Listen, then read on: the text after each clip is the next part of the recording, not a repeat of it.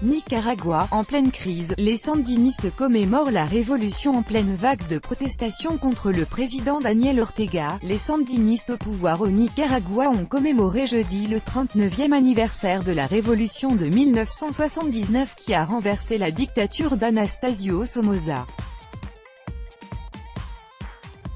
Le chef de l'État de 72 ans, ancien guérillero admirateur du Che, et son épouse Rosario Murillo, également sa vice-présidente, ont participé à cette commémoration devant des milliers de partisans dans l'après-midi à Managua, la capitale, vers 20h GMT.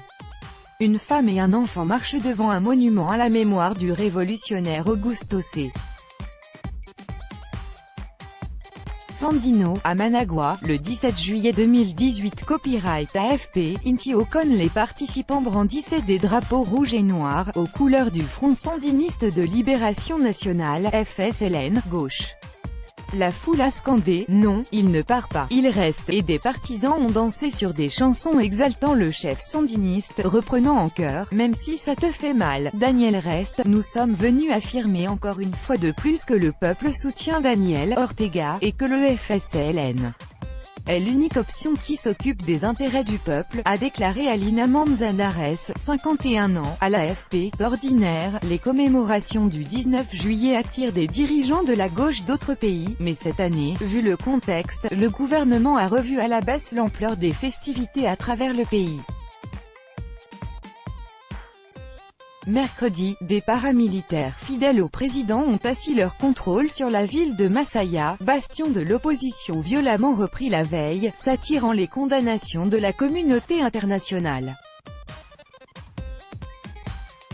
Il s'agit du dernier épisode de violence dans ce petit d'Amérique centrale secoué depuis 3 mois par des manifestations exigeant son départ durement réprimé. Plus de 280 personnes ont été tuées et quelques 2000 blessés. Le FSLN est l'unique guérilla latino-américaine ayant remporté une victoire militaire, contre le dictature des Somoza en 1979, avant de perdre le pouvoir la décennie suivante à l'issue d'un violent conflit avec des contre-révolutionnaires armés par les États-Unis, puis de le reprendre à nouveau, mais par les urnes. Une supportrice du président Daniel Ortega célèbre le 39e anniversaire de la révolution sandiniste, à Managua, le 19 juillet 2019. Copyright AFP, Inti Ocon. Le parti au pouvoir applique désormais scrupuleusement les recommandations du Fonds monétaire international, FMI, dont le projet de réforme des retraites a été le détonateur de la colère populaire en avril. Les figures de l'opposition ont appelé les Nicaraguayens à rester chez eux jeudi. En ce jour férié, les rues de Managua semblaient calmes et aucun incident n'avait été rapporté à la mi-journée. La crise politique au Nicaragua. Copyright AFP, Anela Reta. Que va-t-on fêter aujourd'hui? Rien. On est mal, pauvre, tout est cher, il n'y a personne dans la rue.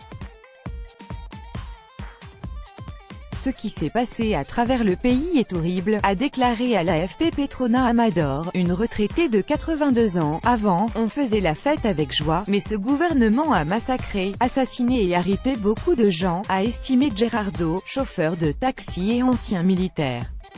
Les milieux d'affaires, alliés traditionnels du président, ont demandé jeudi le départ de Daniel Ortega.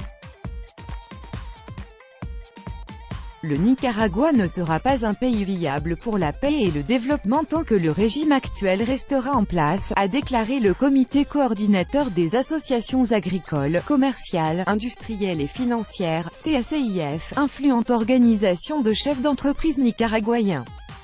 Sur le plan diplomatique, jeudi, le Panama s'est déclaré, par l'intermédiaire du ministre intérimaire des Affaires étrangères Luis Miguel Hincapié, prêt à participer à tout processus de dialogue pouvant permettre de résoudre la grave crise que traverse le Nicaragua.